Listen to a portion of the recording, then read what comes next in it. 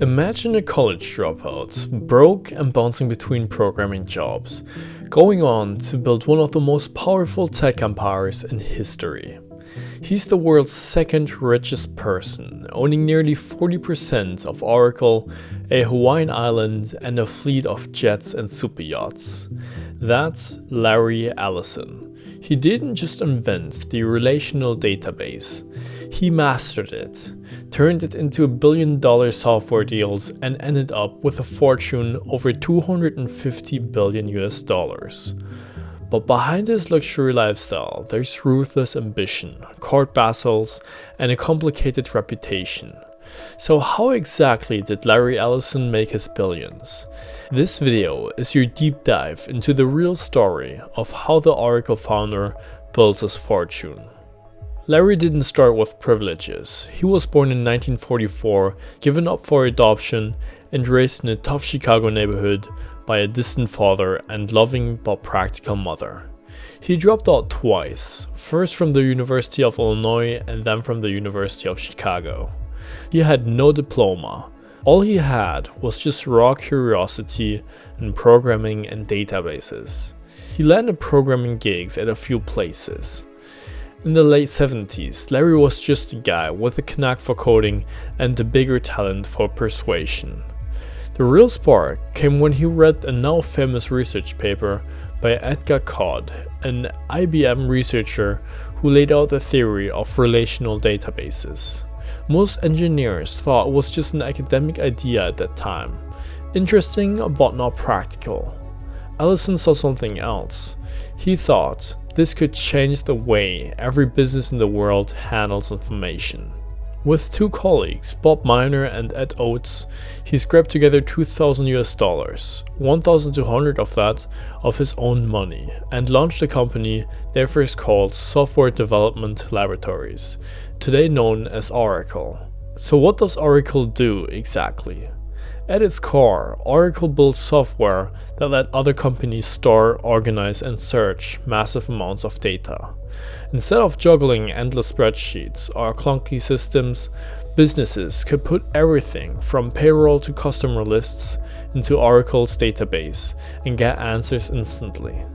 That made it incredibly valuable for big organizations, because once their data lived inside of Oracle, they were well organized and could work at higher speeds.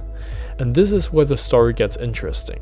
IBM had the same ideas, also the patents, and the market dominance at that time.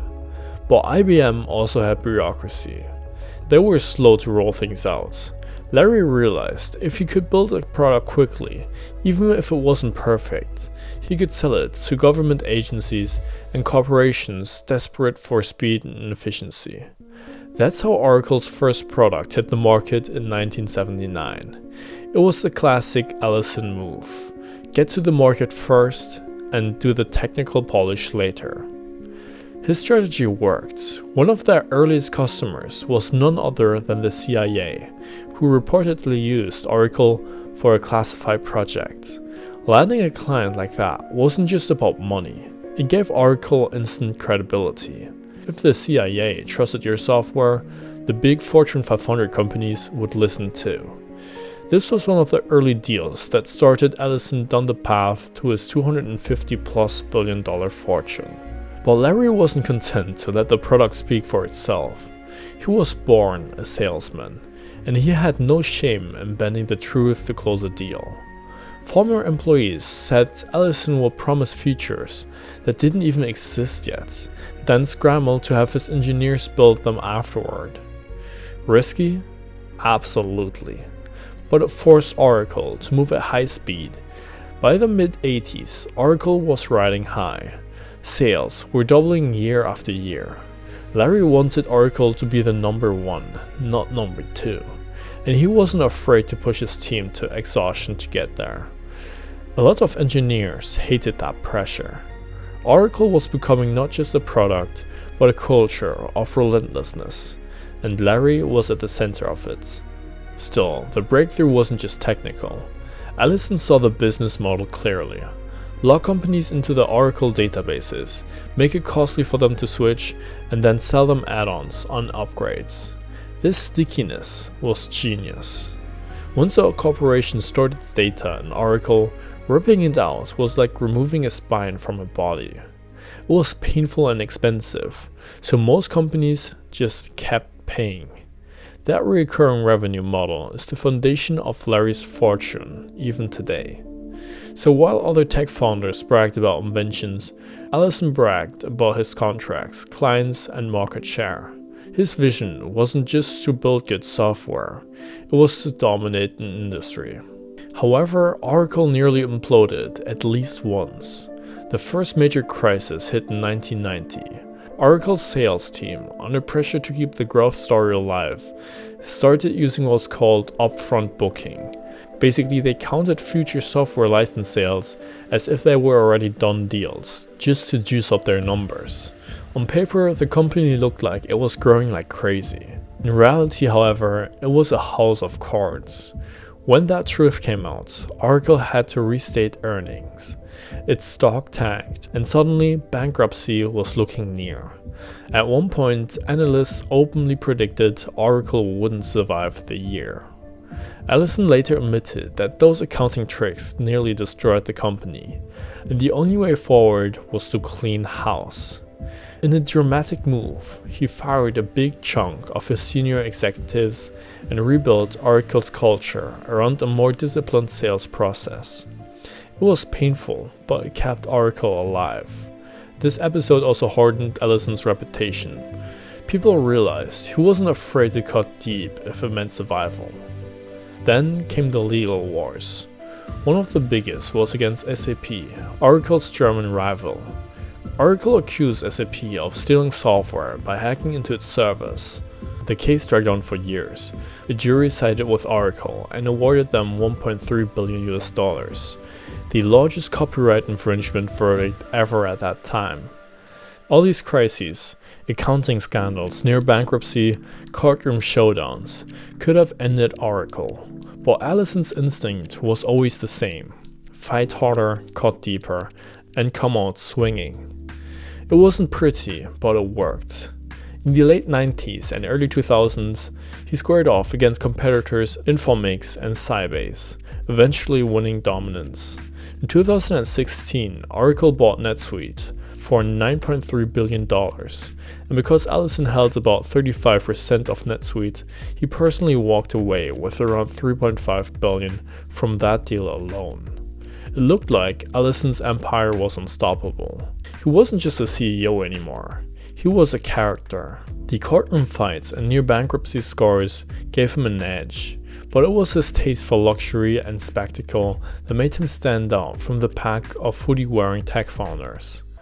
Larry Ellison didn't just sit behind a desk. He built a billionaire persona straight out of a movie. Fighter jets in his private hangar, samurai swords on display, a fleet of super yachts including the $200 million Rising Sun, which was so big it needed a full-time crew of over 40 people just to keep it running. But the wildest flex came in 2012 when Ellison bought 98% of the Hawaiian islands Lanai for an estimated $300 million. And he's still spending. In recent years, Ellison has poured more than $1 billion into projects like the Oxford Institute. Some call it philanthropy, others call it legacy building. Either way, it's proof that Ellison isn't slowing down. So who is Larry Ellison in the public eye? For some, he's the self-made Silicon Valley legend, the college dropout who built Oracle from nothing, fought tooth and nail and built a $250+ billion empire. Others see him as reckless, too flashy, politically heavy, even ruthless, and his wealth is continuing to balloon thanks to the growth of AI and cloud stock surges. As of mid-2025, estimates of Ellison's net worth are between $250 and $276 billion. Forbes and Bloomberg place him as the second richest person in the world, just behind Elon Musk. So how did Ellison get rich really? It wasn't by being shy or modest. It was a mix: vision, aggression, and timing. He saw the relational database opportunity and locked into it. It made Oracle indispensable with high margins and sticky contracts. When things faltered, he fought back. Lawsuits, acquisitions, and pivoting into cloud. So the question is, does that make him a genius visionary or just the most relentless salesman Silicon Valley has ever seen? Maybe both. What's clear is that Larry Ellison built his fortune by refusing to quit, no matter the cost. If you like this deep dive, hit that subscribe button. I've got plenty more stories on the real journey behind massive wealth.